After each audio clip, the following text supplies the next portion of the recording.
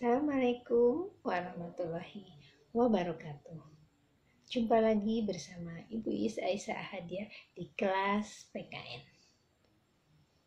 Para peserta didik, pada kesempatan pembelajaran kali ini kita akan membahas tentang kasus-kasus pelanggaran hak asasi manusia. Sebelum memulai pembelajaran kita pada kesempatan kali ini, Ibu persilahkan kalian untuk berdoa terlebih dahulu. Baik, terima kasih. Para peserta didik, tujuan dari pembelajaran kali ini diharapkan peserta didik dapat menganalisis kasus-kasus pelanggaran hak asasi manusia. Selanjutnya, kita akan membahas tentang pengertian hak asasi manusia. Pada pembelajaran sebelumnya, ini sudah dibahas tentang pengertian hak asasi manusia ini, tapi baik kita akan mengulang kembali. Pengertian hak asasi manusia, setiap perbuatan individu atau kelompok, termasuk aparat negara, baik disengaja maupun tidak disengaja, atau kelalaian yang melawan hukum dengan mengurangi, menghalangi, dan mencabut hak asasi manusia yang dijamin oleh negara, serta tidak mendapat atau dikhawatirkan tidak memperoleh penyelesaian hukum yang adil dan benar berdasarkan mekanisme yang berlaku. Para peserta didik, dari definisi di atas kita dapat menarik kesimpulan tentang makna pelanggaran hak asasi manusia, yaitu yang pertama, pelanggaran hak asasi manusia merupakan perbuatan orang atau sekelompok orang. Kedua, perbuatan itu bisa disengaja, bisa juga tidak disengaja. Ketiga, perbuatan itu melawan hukum. Dan yang keempat, sifat perbuatannya mengurangi, menghalangi, membatasi, atau mencabut hak asasi manusia seseorang atau kelompok orang yang dijamin oleh undang-undang.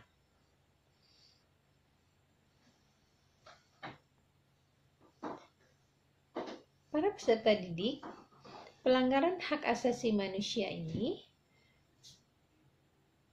berdasarkan pelakunya, kita bagi menjadi dua. Yang pertama adalah pelanggaran hak asasi manusia horizontal yang dilakukan oleh individu kepada individu lain. Contoh pelanggaran hak asasi manusia horizontal seperti penembakan terhadap rakyat oleh sipil bersenjata, seperti penembakan terhadap Rektor Araniri dan Rektor Syahkuala Banda Aceh. Kemudian penganiayaan buruh oleh majikannya seperti kasus Marsina. Kemudian perampasan harta benda oleh perampok atau pencuri. Nah, ini merupakan contoh kasus horizontal. Selanjutnya yang kedua adalah pelanggaran hak asasi manusia vertikal yang dilakukan oleh aparat negara kepada rakyat. Contoh pelanggaran hak asasi manusia vertikal seperti kasus Tanjung Priuk, kasus Dom di Aceh, kasus Haur Koneng di Tasikmalaya, dan kasus di Papua. Juga banyak kasus-kasus yang lainnya. Para peserta didik, selanjutnya kita akan membahas jenis pelanggaran hak asasi manusia.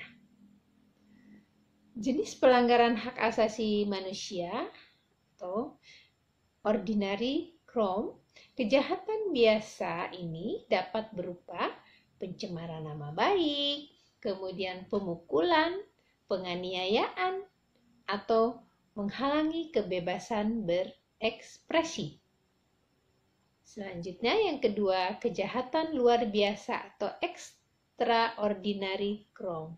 Kejahatan luar biasa ini meliputi beberapa hal. Yang pertama yaitu kejahatan terhadap kemanusiaan yang bermotif kekuasaan yang dilakukan secara sistematis dan meluas.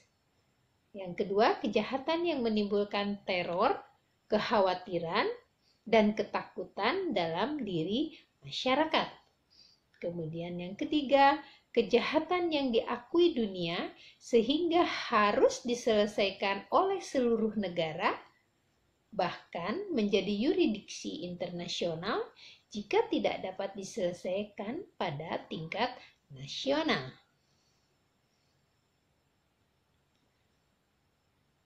Para peserta didik, ada pelanggaran hak asasi manusia, tentu saja ada penyebabnya. Jadi kita akan membahas selanjutnya adalah penyebab pelanggaran hak asasi manusia. Penyebab ini ada dua faktor. Yang pertama faktor internal dan yang kedua faktor eksternal. Faktor internal antara lain, pertama, tidak seimbangnya pelaksanaan hak dan kewajiban asasi yang dapat disebabkan oleh tidak adanya pihak yang mau mengalah dalam hal menghormati, menjamin, dan melindungi hak asasi manusia lain sehingga memicu melakukan pelanggaran hak asasi manusia. Kemudian yang kedua, belum adanya kesepahaman mengenai konsep hak asasi manusia yang bersifat universal. Ketiga, sikap individualisme yang berorientasi pada kepentingan individu tanpa memperhatikan kepentingan lain. Keempat, kurangnya kesadaran tentang hak asasi manusia yang cenderung tidak menindahkan hak-hak orang lain. Kemudian di sini selanjutnya rendahnya sikap toleransi sehingga seseorang tidak ragu mengambil hak orang lain atau melakukan pelanggaran hak asasi manusia. Selanjutnya, faktor eksternal. Faktor eksternal ini diantaranya adalah lemah dan kurang berfungsinya lembaga-lembaga penegak hukum, seperti polisi, jaksa, dan pengadilan, sehingga tidak dapat menjamin tegaknya hukum bagi kasus pelanggaran hak asasi manusia. Selanjutnya, penyalahgunaan kekuasaan. Penyalahgunaan kekuasaan yang berkaitan dengan kepentingan yang menaunginya, baik kepentingan individu maupun kepentingan kelompok. Dan yang ketiga, adanya kemajuan teknologi. Di sisi lain, kemajuan teknologi ini merupakan sarana pendidikan dan hiburan. Tapi di sisi lain juga kemajuan teknologi ini seperti teknologi komunikasi, media, televisi, surat kabar, telepon, dan internet yang tidak jarang berdampak pada mental dan psikologi seseorang akibat kekerasan verbal seperti hinaan atau cacian. Ya. Selanjutnya, tadi sudah disebutkan kasus-kasus pelanggaran di atas ya. Ada kasus horizontal, juga ada kasus vertikal. Tadi sudah dicontohkan beberapa dan baik kita akan ulang kembali kasus-kasus pelanggaran hak asasi manusia yang terjadi di Indonesia. Ya. Di antaranya adalah kasus atau peristiwa yang masih ingat di pikiran kita, yaitu peristiwa G30S PKI. Peristiwa ini memakan korban, ya, para jenderal pada saat itu, Dan kita tahu bahwa para jenderal yang mengalami kekerasan G30 SPKI ini diberi gelar pahlawan revolusi oleh Presiden Soekarno dan sekarang ditetapkan sebagai pahlawan nasional. Ya, tentu saja peristiwa G30 SPKI ini jangan sampai terjadi lagi, karena ini merupakan hal yang sangat mengerikan, ya, sehingga bangsa Indonesia masih mengingat peristiwa tersebut, sehingga G30 SPKI ini dianggap sebagai organisasi terlarang di negara kita. Selanjutnya adalah peristiwa Tanjung Priuk, ya. Peristiwa Tanjung Priuk ini terjadi pada 1984, ya. Kemudian juga ada peristiwa Aceh, ya, pada 1990 dan 1998. Kemudian juga kasus terbunuhnya Marsina, yang mana Marsina ini adalah seorang buruh perempuan, dan dia merupakan aktivis untuk membela hak-hak kaum buruh, ya. Dan Marsina ini juga ditemukan tidak bernyawa, dan ini dikira sebagai pelanggaran HAM, ya. Dan ini terjadi pada 1993. Kemudian terbunuhnya aktivis HAM yaitu Munir pada 1998, ya. Dan kasus terbunuhnya seorang wartawan yang bernama Udin pada 1998. Kemudian juga terjadi tragedi Trisakti dan Semanggi pada 12 Mei 1998.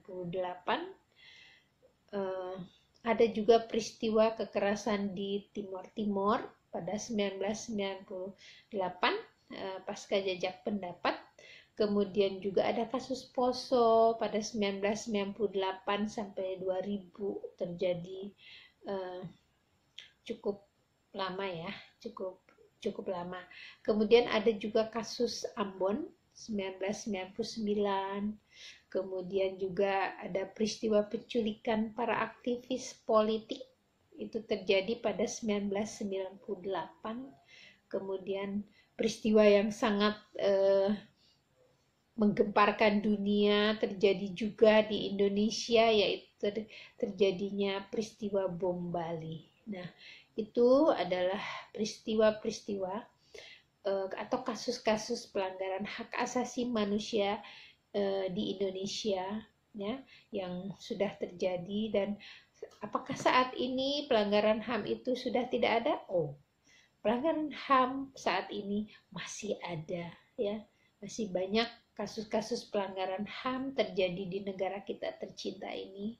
Ya, kita berharap mudah-mudahan kasus-kasus pelanggaran HAM tersebut, ya, saat ini sudah semakin hari semakin sedikit, karena manusia semakin sadar tentang pentingnya menghargai hak-hak orang lain atau hak asasi manusia ini.